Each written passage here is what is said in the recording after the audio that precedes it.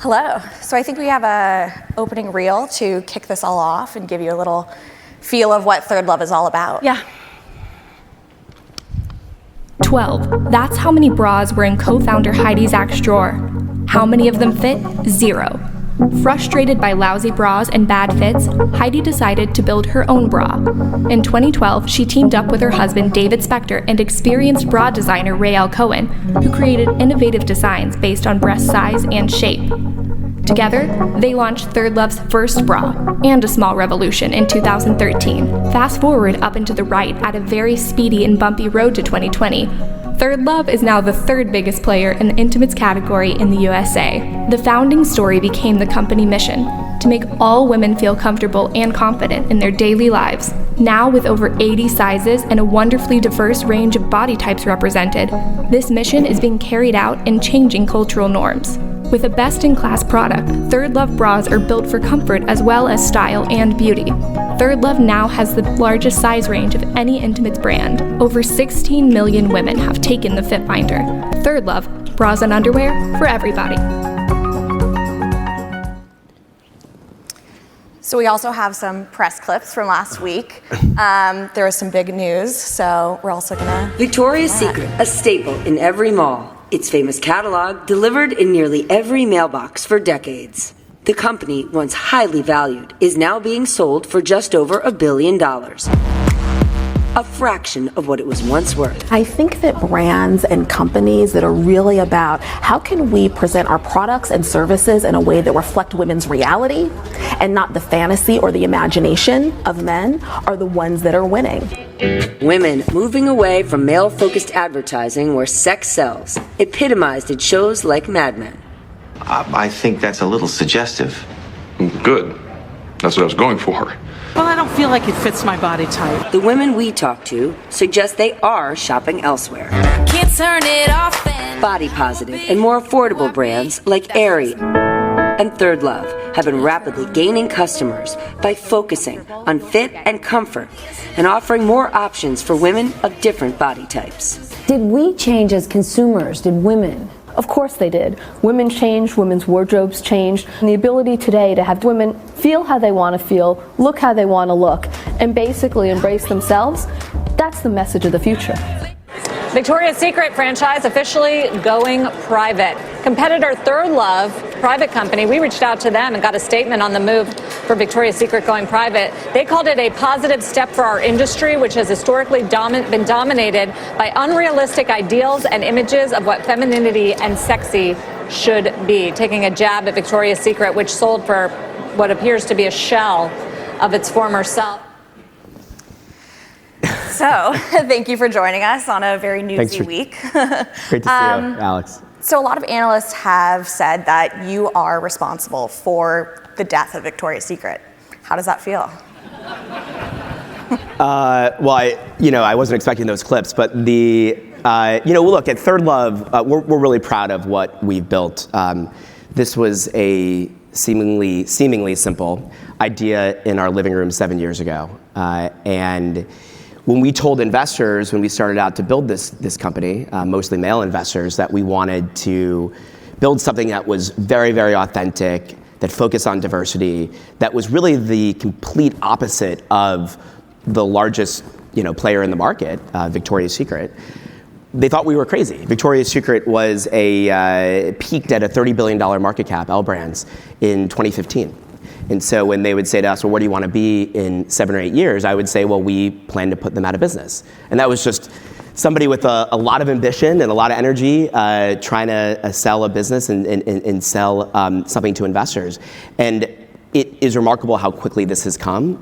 And look, at the end of the day, too, we don't speak about them very often, only because what we're building and what we are doing at ThirdLove is just so fundamentally different.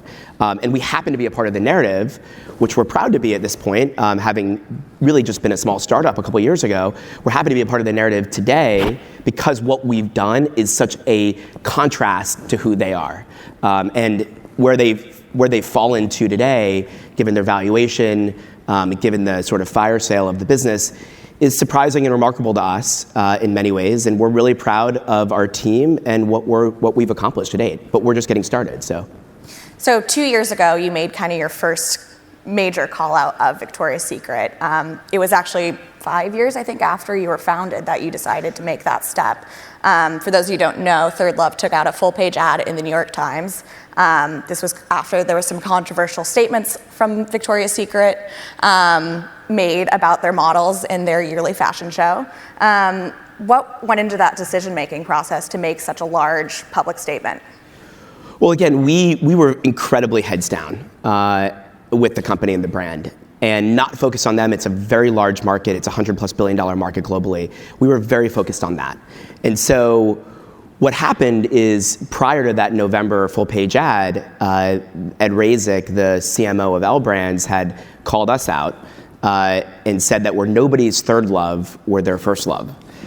And that was shocking to us. We were a small little company doing our own thing out in San Francisco, not in Ohio or New York, and Victoria's Secret's based in Columbus. And we were so surprised by that, and it was just such a jab at us. And then the rest of the article, the rest of the interview, had little jabs at us too throughout. And we had never mentioned them once in public, and prior to that, Heidi and I refused to mention even their name, again, just because we're so different. And so what went into that is we just felt that it was our time to step up. We had built the brand to where we wanted it to be. We had the size diversity too. So what was very, very important to us is, unlike other players, including VS, we have 80+ sizes. Victoria's Secret, as an example, has 30. Around. And so we're more than double the average. And so we had finally built the supply chain out to be able to service as many women as we possibly could, because we really want to be the most inclusive brand possible. And so we finally had all this together, and sort of all these pieces, including an amazing team that we had built, had come together for us to be able to do something really, really bold. We felt like it was our time. And so taking out a full-page ad, a letter effectively to the management of the company about our feelings of who they are and what they stand for, and some of the demeaning things that they have said about women, was a very, very important step for us. And we felt like it was a really important step for all the women out there in the world that we really feel like our brand speaks to. So going back to 2013, when you founded the company, direct-to-consumer was a pretty nascent industry. How did you make those initial inroads and build the trust with customers to buy your product online sight unseen? Yeah, so we are at eTail, so it's an important topic. I mean, the only way to buy ThirdLove today outside of our concept store in New York is online. It is digitally, it is zeros and ones. And so what we said is, in our category, unlike other categories, apparel as an example, this is a category that women don't like shopping for. We were actually really surprised, including myself, being an outsider to the industry. And Heidi herself, she had been in apparel before this, but not in intimate apparel. I think what was so surprising to us is there's not a single woman that we met in some of our initial market research that liked shopping for a bra. It was sort of one of the least things they rather do. We heard sort of every anecdote. I'd rather, take my dog for a walk. I'd rather unload the dishes. I'd rather, there's just like one thing after the other we heard in our surveys about what they'd rather do than that. And it was sort of stunning to us. And so we said, well, maybe this is the actual perfect category to build digitally. This is a category where women don't want to go to stores. This is a category where 50% of the population roughly wears the product. Right? So there are women, amazing, amazing women in Alaska that have no place to shop for it. So what have they done historically? If you're in Barrow, Alaska on the North Slope, what do you do to shop for a bra there prior to ThirdLove? I actually don't know what they do in that small town. So we can reach women like that because of the internet, because of the Postal Service. We can reach women everywhere that they are, which is all over the place. So early on, you acquired a company to help build out your Fit Finder. Now I believe over 15 million women have taken it. What do you do with that data? Yeah, so today it's 17 million people have taken Fit Finder. It's a pinch me kind of moment. Again, 7 years ago, just a standing start in our living room. I think what's really resonated with people is that Fit Finder allows them to not have to go into a store, and it really speaks to them. We've done a lot of work through data science, through our algorithms, to have it personalized and make it seem as much as possible to somebody like this is your personal at-home bra fitter, so that you don't have to step foot into a retail store, because for the most part you don't want to, or you're in a place where you don't have a retail store.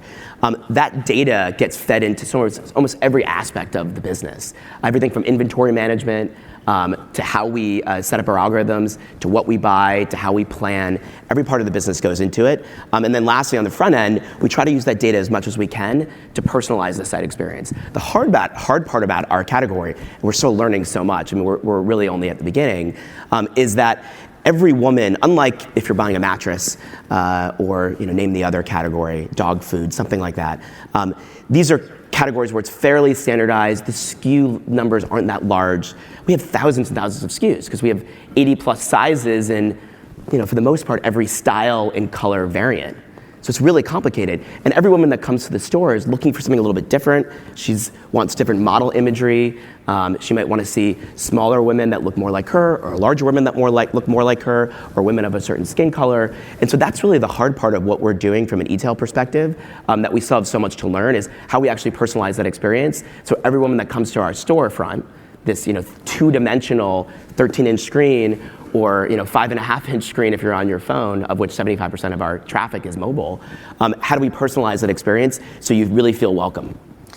What's nice about your category is it's a natural thing that has repeat customers. How have you cultivated that relationship to ensure that they keep coming back to ThirdLove? Yeah, I mean, it's never easy for sure, but we naturally operate in a category that has high repeat, high retention. Women tend to stick with something that works, that fits for them, especially if you exceed their expectations, which we feel like we do time and time again. Hopefully there are many women in the audience that are customers, and if you're not a customer yet, I have to encourage you to become one. That's why I'm here. So please buy from us, thirdlove.com. So yeah, I mean, what women who are customers of ours find is that we so dramatically exceed the expectations in a way that they've never experienced before. So they naturally want to come back and buy again. And they say to themselves, because it's so easy, why would I shop anywhere else?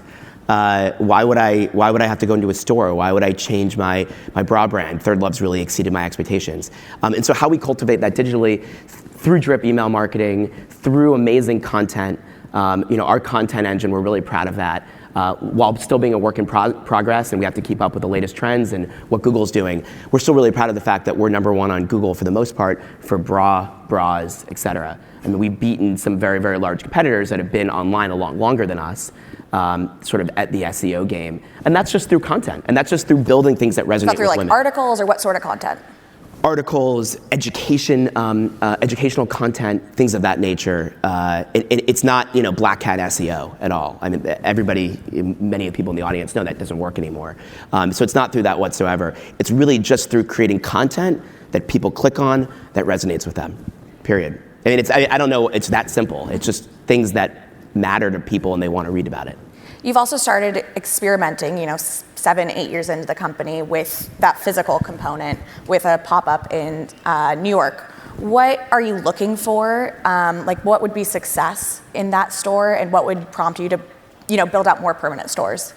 Yeah, so for those of you who don't know, we have a concept store in Soho in Manhattan, and we really set out, Alex and I were talking backstage a little bit about this, we were one of, as she pointed out, one of the only D2C brands that really built sort of $100+ million business without having any retail. And we were really proud of that because, again, we wanted to build a company in a category that women don't want to shop for. So we don't feel like retail should ever be a crutch to what we're building. But what we wanted to do with retail is make it so that it was accretive to the overall experience, right? Not a huge part of our revenue, maybe a very, very small single-digit percentage of our overall revenue, because we are building out more stores this year.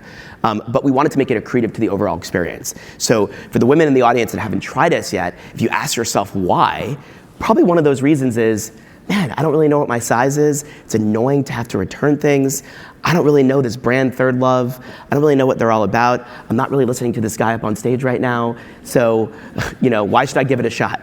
And so what we said was, if we have a retail footprint in a small format way, perhaps it could be overall accretive to the overall business and improve the customer experience and the customer journey. Because once she gets that first product from us, she probably never needs to go back into a store again.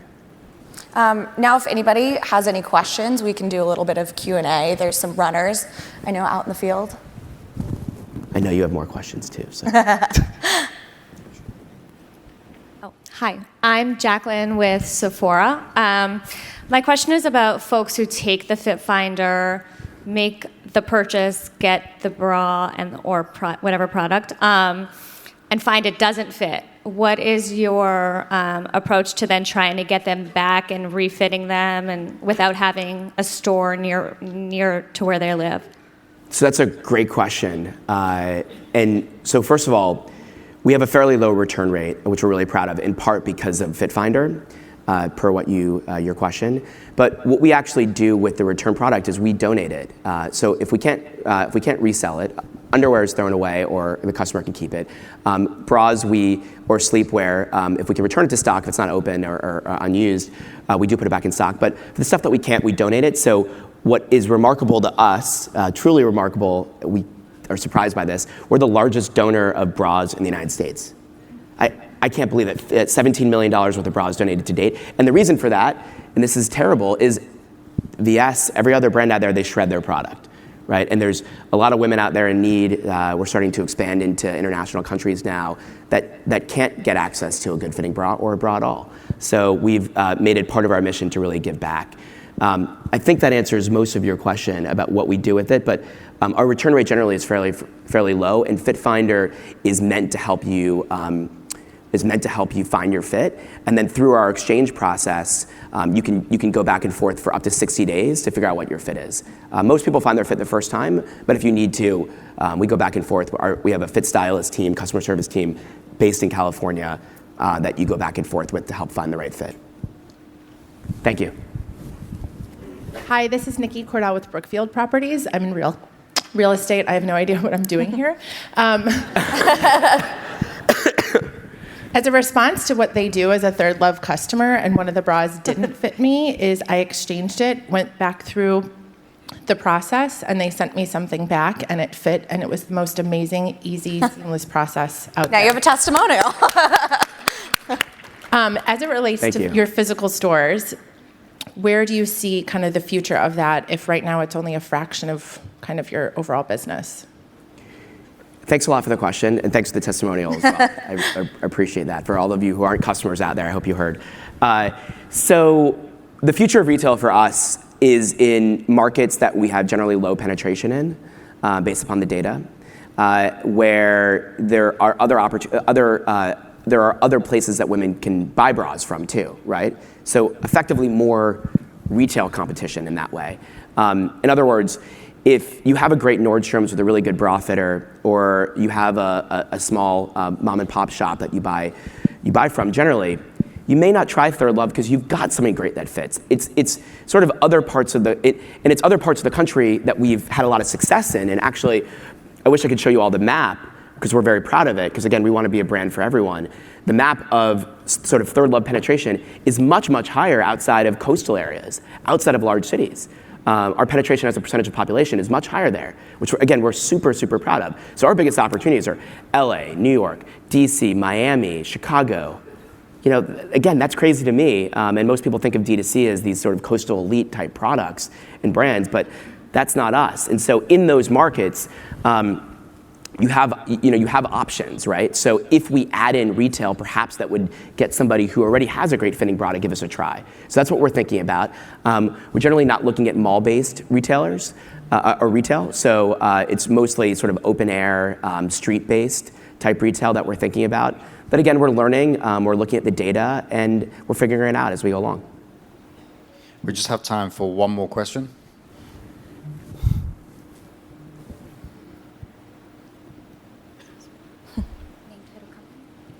Hi, my name's Julia. I'm the Director of Marketing at Lulu in Georgia.